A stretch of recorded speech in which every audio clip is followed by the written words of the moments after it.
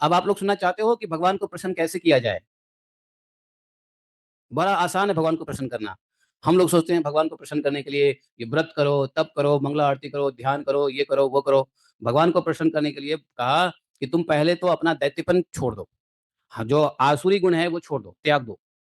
आसुरी गुण क्या-क्या है? ये भगवत गीता में पढ़ लो, 16वें चैप्टर में। आसुरी गुण त्यागने की बात कर रहे हैं। दूसरा, हाँ, दैत्यपन छोड़ना है, आसुरी संपत्ति छोड़ना है। हुँ, और कहते हैं सभी प्राणियों पे दया करो, प्रेम से उनकी भलाई करो, इसी से भगवान प्रसन्न होते हैं। बस, हैं? तस्मात् सर्वेषु भूतेषु दयां कुरुत सौहृदम्। सभी भूतों के प्रति सुहृद, करुणा रखो, दया रखो, आसुरी भाव छोड़ दो। हुँ, और इतना ही करने से तुष्यत् अधोक्षजः, भगवान प्रसन्न हो जाते हैं। तो बोले जब भगवान प्रसन्न हो जाएँगे तो क्या होगा? अब भगवान जब प्रसन्न हो जाएँगे, तो ऐसी कौन-सी वस्तु है जो नहीं मिल जाती है जब भगवान प्रसन्न हो जाते हैं? आदि नारायण अनंत भगवान जब प्रसन्न हो जाते हैं, भगवान कृष्ण जब प्रसन्न होंगे, तो ऐसी कौन-सी वस्तु है जो नहीं मिलेगी?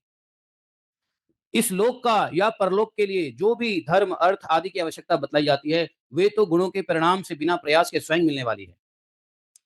जब हम श्री भगवान के चरणामृत का सेवन करने और उनके नाम गुणों का कीर्तन करने में लगे हैं, तो हमें मोक्ष की भी क्या आवश्यकता है? यो शास्त्र में धर्म, अर्थ और काम इन तीनों पुरुषार्थ का भी वर्णन है। आत्मविद्या, कर्मकांड, न्याय, तर्कशास्त्र, दंड नीति, हुँ? और जीविका के विविध साधन, ये सभी वेदों के प्रतिपाद्य विषय हैं। परंतु यदि ये अपने परम हितैषी परम पुरुष भगवान श्री हरि को आत्मसमर्पण करने में सहायक हैं, तभी मैं इन्हें सत्य मानता हूँ। अन्यथा सब के सब निरर्थक हैं। कहते हैं इसका अर्थ समझो।